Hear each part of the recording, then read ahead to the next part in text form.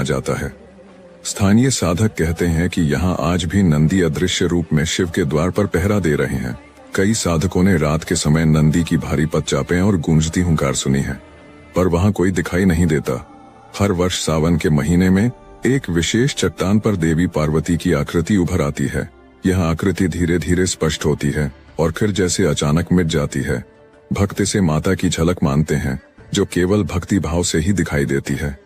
इस पर्वत को सप्तर्षियों की तपस्थली भी कहा जाता है। कहते हैं सप्तर्षियों ने यहीं बैठकर ब्रह्म ज्ञान का संधान किया था। यहाँ की शिला और पेड़ आज भी ऊर्जा से भरे हुए हैं। जब कोई सच्चा साधक ध्यान में बैठता है तो उसे इन ऋषियों की उपस्थिति महसूस होती है। रात्रि के समय यहाँ कुछ विचित्र घटनाएं घटती हैं। स्थानीय लोग बताते हैं कि वे अक्सर बांसुरी और वीणा की ध्वनि सुनते हैं, जैसे कोई गंधर्व या अप्सरा संगीत साधना कर रहा हो।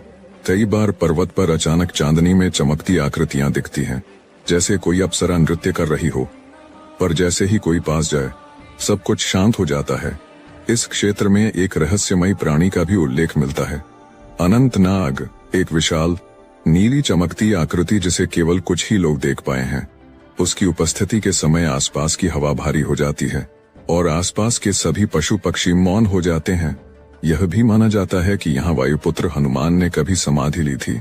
तभी से एक क्षेत्र को शून्य वायु क्षेत्र कहा जाता है, जहाँ हवा नहीं बहती, न पेड़ हिलते हैं और न पत्ते खड़कते हैं। ऐसा लगता है जैसे समय थम गया हो। हाल के वर्षों में घटी रहस्यमयी घटनाएं और संकेत। 2024 में एक और चमत्कार घटा। लगातार 13 रातों तक जब आकाश एकदम साफ था, एक भी बादल नहीं था, तब नीलकंठ की चोटी पर बिजली गिरती रही। कोई गरज नहीं थी, कोई मौसमीय संकेत नहीं थे, और फिर भी हर रात बिल्कुल एक ही स्थान पर बिजली का गिरना जैसे किसी देववाणी का संकेत था। मौसम विभाग ने हाथ खड़े कर दिए। वैज्ञानिकों के पास कोई उत्तर नहीं था। स्थानीय साधु बोले, जब पृथ्वी पर संकट आता है तब पर्वत पहले चेतावनी देता है। इन्हीं दिनों यात्रियों और तपस्वियों ने एक और रहस्य महसूस किया। पर्वत की घाटियों में चलते हुए अचानक उन्हें संस्कृत के मंत्र सुनाई देने लगे। कोई स्पष्ट स्रोत नहीं था, न कोई मंदिर न स्पीकर, लेकिन वह ध्वनि हवा में गूंजती थी। ओम नमः शिवाय, जैसे स्वयं ब्रह्मांड शिव के नाम का जाप कर रहा हो। कई यात्रियों की आंखों में आंसू आ गए, मानो आत्मा को कोई अनदेखी शक्ति छू गई हो। कुछ पर्वतारोहियों ने बताया कि जैसे ही उन्होंने शिखर की ओर चढ़ना शुरू किया, उनके कंपास अचानक घूमने लगे। उत्तर की दिशा दक्षिण बन गई और कोई भी यंत्र काम नहीं कर रहा था। जीपीएस निष्क्रिय हो गया।